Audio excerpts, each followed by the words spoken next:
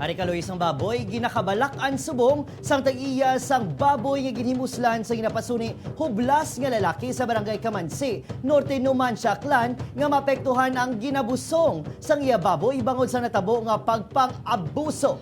Ginsaysay ni Angelo Almero ang nasaksihan sang ginhimo nga pagpanghimulo sang sospek sa iya baboy. Nagbilin pa sang kapilasan sa kinatao sang baboy ang ginhimo sang sospek.